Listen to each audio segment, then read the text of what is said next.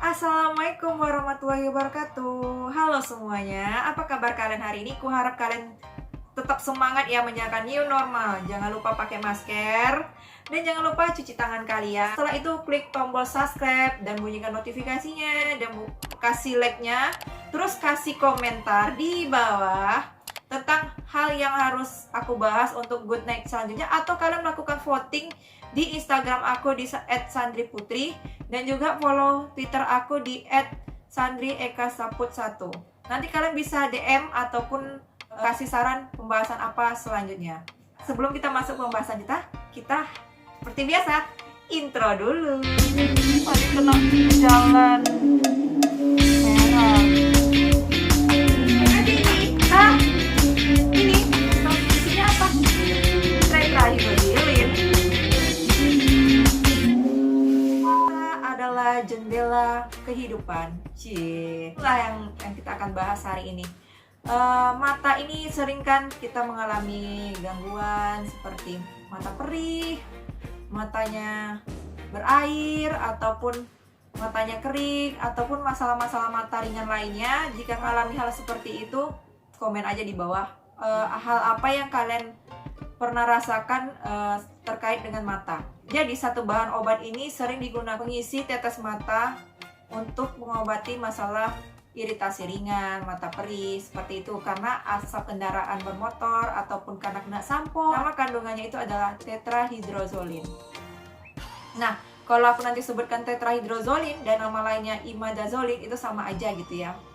Oke, kita lanjut saja. Jadi tetrahydrozoline ini kalau untuk tetes mata memang sangat bermanfaat, tapi tidak boleh digunakan jangka panjang.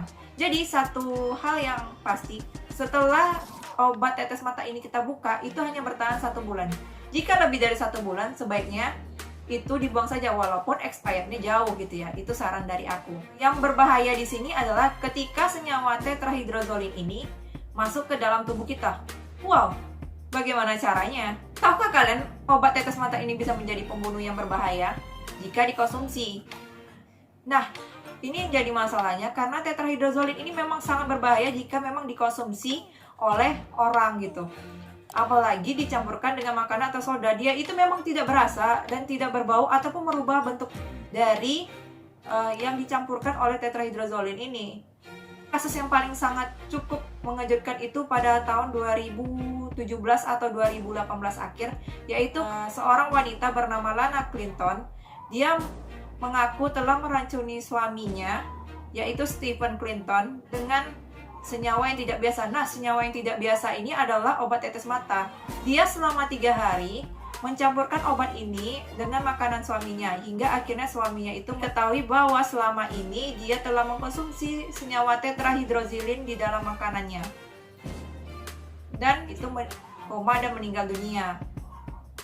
Hal yang terjadi sangat-sangat mengerikan juga ya.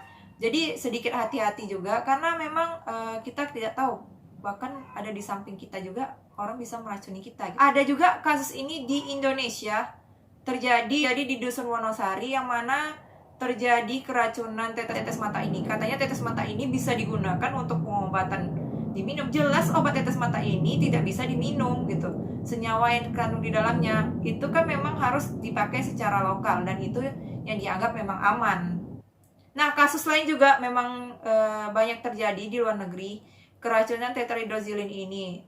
Ada seorang pria juga meracuni pacarnya dengan senyawa tetrahydrozoline ini dan dicampurkan pada kopinya. Jadi kopinya tidak ada perubahan sama sekali, karena tetrahydrozoline ini memang tidak akan merubah rasa, bau, dan warna dari makanan yang kita dapat, yang dikonsumsi oleh si korban. He saved dozens of lives as a paramedic.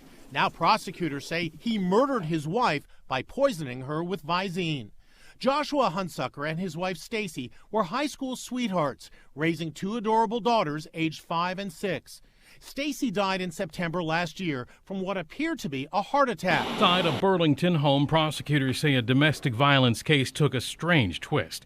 45-year-old Darren Teat is accused of using Visine eye drops to spike his wife's soda, perhaps for weeks before she caught him doing it Sunday. Added to a soda, as prosecutors claim the clear Visine certainly can't be seen. can't be smelled either, but the woman...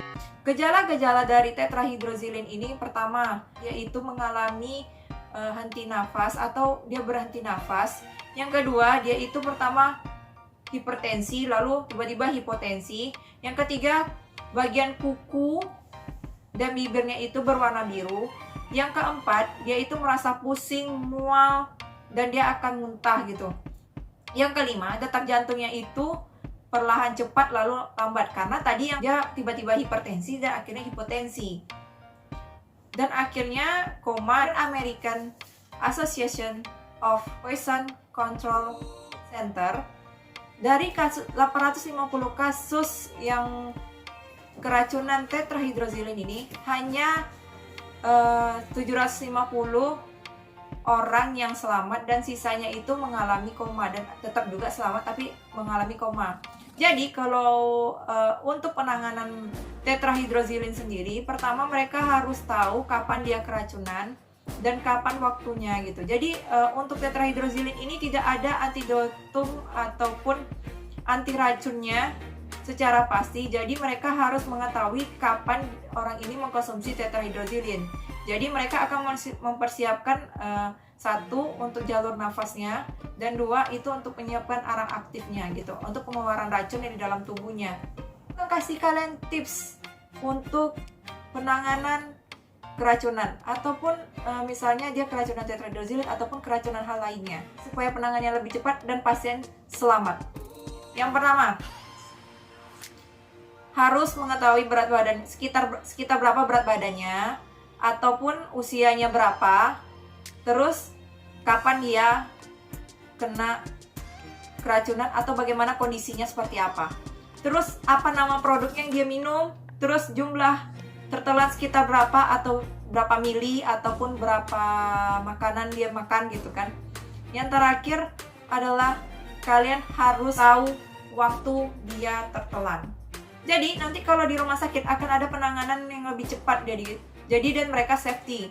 Mereka bisa membantu dengan aliran nafasnya atau baik secara intubasi atau ventilator gitu ya. Jadi kan lebih cepat gitu penanganan untuk laju pernafasan di luang lagi ataupun pasien dapat bernafas kembali gitu atau masuk oksigen di dalam tubuh. Nanti di rumah sakit akan melakukan tes ronsen ataupun banyak tes lainnya. Terakhir, zat tetrahydroziline ini kalian perlu hati-hati pemakaiannya, apalagi dia berinteraksi dengan beberapa macam obat yang misalnya dikonsumsi.